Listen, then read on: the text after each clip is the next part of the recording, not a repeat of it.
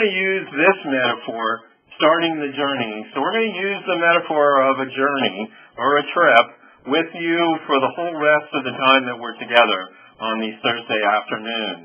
As we go on a road toward putting the checklist into place in everybody's hospital, or if this is work that you're already doing, taking it up a notch. But no matter what, we are headed somewhere. And every journey starts with the first step. And the first step of this one is building a checklist implementation team. Now, it's one of the things that we've learned over the last 5 years of working with this checklist, how important building the checklist implementation team actually is to the chance of you succeeding in getting it used in the way that the patient gets the very most benefit in your hospital's operating rooms. So this shows you what we think of when we say the words implementation team. And what we're talking about then is a team, a group of people that has on it a number of different kinds of people, different jobs. And you can see we suggest that every team have a representative of the administration or quality improvement officer, an anesthesiologist, and or a CRNA, depending on how your hospital provides those services, a circulating nurse, a scrub technician or a scrub nurse, a surgeon, and then any others that work regularly in your operating room who you think would be helpful in the implementation process and helpful in shaping your checklist. So the very first thing to do is to settle on this group of people. They're absolutely critical to the ultimate success of what you do. You want people who want to be on this team. You don't want to have to coerce people to be on it because it's going to take energy and some time to be able to do this work in your hospital. Now, this is or can be a problem. And we've heard people express the difficulty that they've had finding a surgeon champion or an anesthesiologist champion at their facilities. And this is something that I believe firmly, and I saw it when I was in clinical practice. I practiced surgery in and around operating rooms for about 25 years, and I can tell you that operating room nurses know a bunch. They know if you're a nice surgeon. They know if you're not.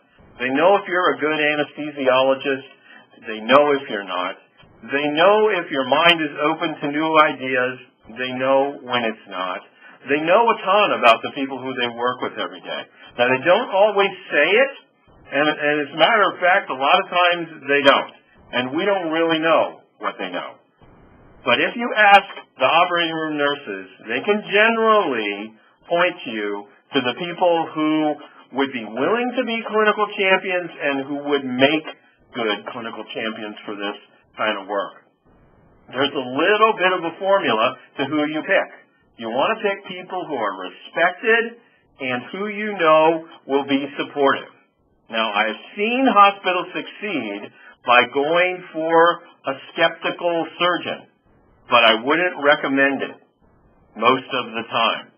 Sometimes you can take a skeptical surgeon, and by putting him in this kind of a position, you can actually convince them and have them lead this kind of an effort, that the checklist is really a good idea. Most of the time, that causes problems rather than solves them. So our recommendation would be to try and find somebody who the checklist resonates with right out of the box. It's not uncommon that pilots and surgeons or pilots and anesthesiologists are the same people.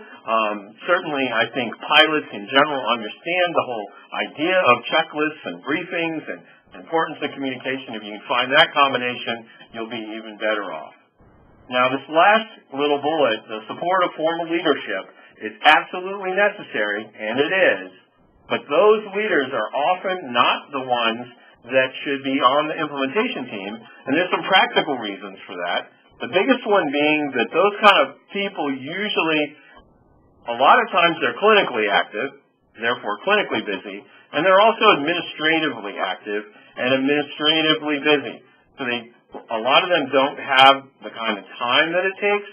But the other piece is sometimes those folks are not the true leaders in an operating room. They're in an administrative position or maybe a clinical and administrative position for a reason, but not uncommonly there are other people in the operating room who folks really look up to as clinical leaders. And if you can get those folks on board, that's the place where you really want to go. Now, one of the things, again, the hospitals ask us a lot is the how often should we meet question, and these are kind of our recommendations about meeting time. I think that it's important to meet regularly, to set yourself up a schedule, and then do your very best to keep to it. You need to have somebody who's going to be kind of the quarterback of your implementation team, who can be the point of contact for the people that are going to be on the team, and also for us to be able to reach out to you. That's the person that we need the email address of, the one that's going to kind of organize things. You need to pick a time to meet together. A great time sometimes can be right after this webinar call, when some of the ideas are fresh in your mind, but that doesn't work for everybody. It is one of the reasons that we moved the webinar from the late morning into the mid-afternoon, was to allow you to be able to do that. But I've worked with a lot of hospitals that hold these kind of meetings the very first thing in the morning. They'll meet in the hour or so before the operating room gets going, and they take advantage of that time. So that's a perfectly good time to meet too. And this last one is just a little piece of advice, and that is that it's better to meet with part of the group than not to meet at all. So sometimes a single person or even two people can't be there for a meeting. The best thing to do, we think, is to go ahead and meet, try and keep the project moving forward, and then catch up the people who can't be there later on. I mean, that just makes common sense, but sometimes we'll hear of groups that meet once every 6 weeks because that's the only time when they can all get together, and the work just won't happen if that's the pace that you end up being on.